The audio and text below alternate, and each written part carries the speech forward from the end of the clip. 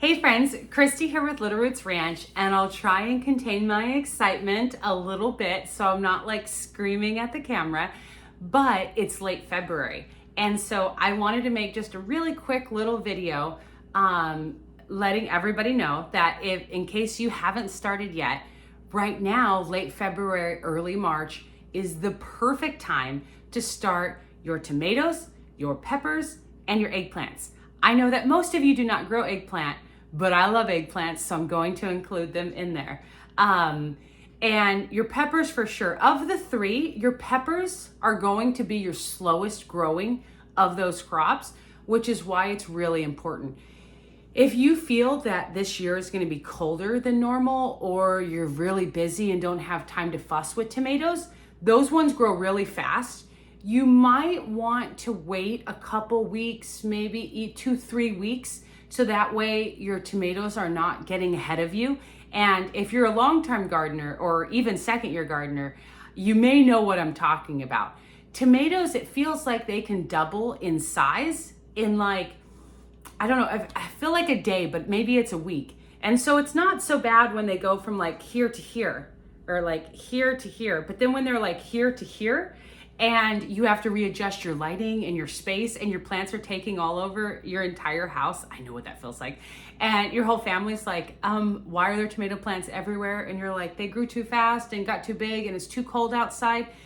And that's a problem in the Pacific Northwest that we do run into. And so that's always something to take with caution. For instance, last year, boy, I'm telling you, winter carried on till like July. And I know most of you know what I'm talking about. It was insane. A lot of folks started their tomatoes on time and then were really stressing because the tomato plants were huge and getting to a point where they needed to get in the ground, but the ground was too cold and the ground was too wet. And so it's like, what do I do? What do I do?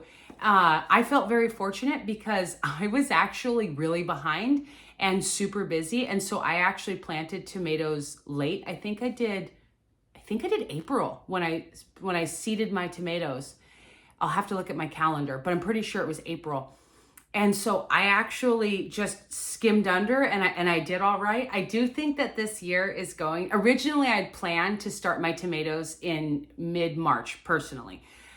But now, like I've talked about my other videos, I think this year is going to be a better year weather-wise, so I'm going to roll the dice. So I'm actually going to start and I'll show you my setup in just a moment.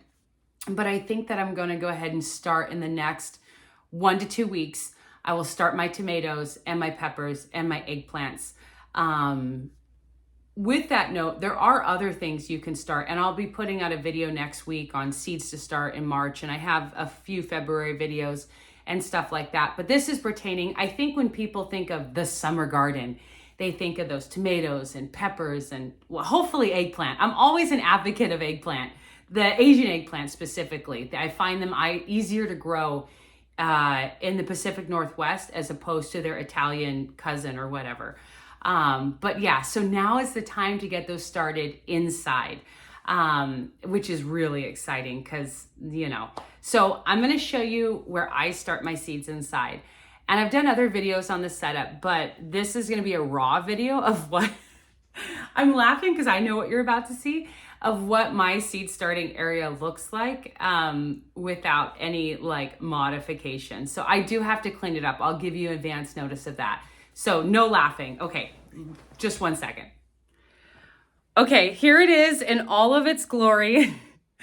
So I obviously use my seed starting rack as a rack from Costco, and the lights are from Amazon. But I use my seed starting rack for a quarter of the year, and the rest of the year, 3/4 of the year, I just find things and I'm like, I don't know where to put it. And so I'm like, oh, I'll just put it on my seed starting rack because I don't need it until like March or February or whatever. So I've got like random decor sunflowers and spaghetti squash and butternut and zucchini that I have been eating on, which they're delicious, by the way. I grew those last year.